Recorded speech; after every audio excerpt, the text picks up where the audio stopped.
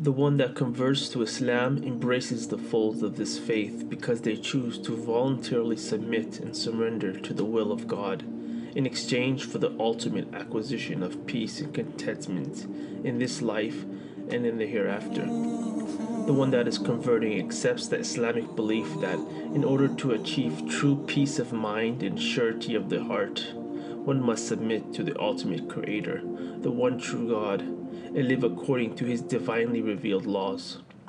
The one that converts comes to the understanding that no one is worthy of his worship and veneration except the one true Creator, the Creator of this world and everything it contains. He realizes that the only true purpose of his life is to find God, build a relationship with Him, and follow His commandments.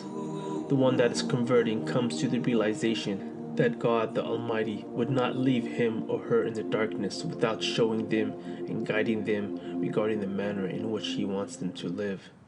To this end, He, God, chose messengers and prophets throughout history to send to different nations at different times to communicate His message to humanity, to demonstrate how one should live and to teach mankind about Himself. In addition, these prophets came with glad tidings, stating that whoever worships the one God without any partners and lives a righteous life while obeying God's commands will enter paradise eternally. And whoever worships anyone other than Allah and does not follow God's commandments will enter the hell eternally. Islam is not a new religion, but rather embodies the eternal act of submitting to the will of God. It is, indeed, the only acceptable religion in the sight of God. Islam is the true natural religion and offers the same message revealed through the ages to all of God's prophets and messengers. The one that is converting realizes that Islam will change his or her life for the better, and that Islam will provide the light to guide them in their life as well as grant them true salvation from the eternal hellfire.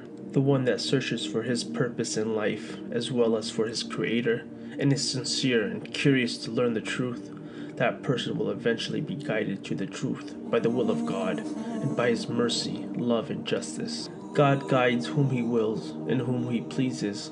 My dear brother or sister, if you have the desire to be Muslim and have a strong conviction and belief that Islam is the true religion of God, then you are ready to embrace the folds of Islam. In Islam, every action begins with one's intention. So one starts by setting the intention in their heart to embrace Islam for the sake of God alone. It's highly recommended that you take a bath or a shower to symbolically purify and cleanse yourself of your past life and your past sins. It's also recommended that you wear good clothes on the day of conversion. Unlike other religions, the act of converting to Islam does not involve any rituals, ceremonials, nor baptisms. All the one has to do is to declare the testimony of faith, which is known as the Shahada in Arabic, or the Declaration of Faith in English, which is the first of 5 pillars of Islam. These 2 statements encapsulate all of the beliefs of Islam. Ashhadu an la ilaha illallah wa ashhadu anna Muhammadan abduhu wa rasuluh. I bear witness that there is no deity worthy of worship except Allah, and I bear witness that Muhammad is His servant and messenger. One can simply state this phrase in privacy by himself, or can do so in public with witnesses, especially those who could help them pronounce the wording in Arabic accurately. The testimony of faith is recommended and often done publicly in a mosque or gathering. One testifies, acknowledges, and expresses that he or she is fully convinced, with no doubt, that there is no deity worthy of worship and veneration other than Allah. Allah is the unique name of God. One acknowledges that there is only one God who is the sustainer, the creator, who is in control of all matters and all things, who has no partners, no children, nor associates. He is the Most High, most merciful, all-knowing, all-wise, all-seeing, all-hearing. He is the first, He is the last. One also testifies and acknowledges that Muhammad, peace and blessings be upon him, is the last and final messenger of God, who was sent to relay the same general message as the prophets before him. He is the best example and role model for humanity, a slave and a worshipper of Allah, and should not be wrongfully worshipped like past prophets, who were only human messengers of God and not God Himself. After one completes his testimony of faith, that individual is now officially Muslim. As a Muslim convert, one does not need to be burdened by his or her past sins committed before their acceptance, as all of their past sins will be absolved, and they will start with a clean slate, as free of sin as a newborn child. Not only that, but all of their past sins will be converted to good deeds. One should attempt to the best of his ability to keep his slate clean as much as possible, and do as many good deeds as he or she can.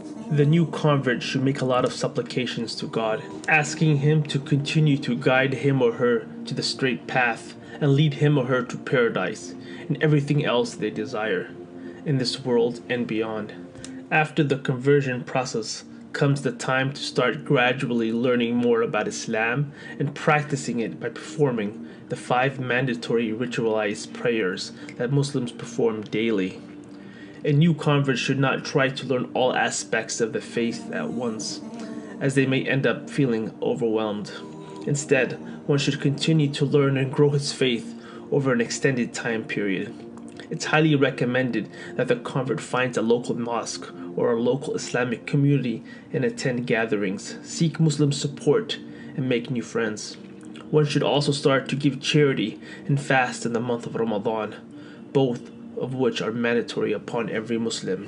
For people still unsure as to whether or not they should convert to Islam, they can pray to God without specifically naming Him.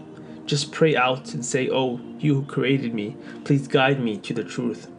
Also, continue to research and look further at the overwhelming evidence and proofs that Islam offers to affirm its existence and validity. Do not procrastinate and do not take this matter of faith lightly, as you are not guaranteed tomorrow. Your test, your life, can end at any moment. Realize, my brother or sister, that you did not come to this video by random or by chance. You were guided here by your Creator. May your journey to the answer and to the truth be pleasant and successful.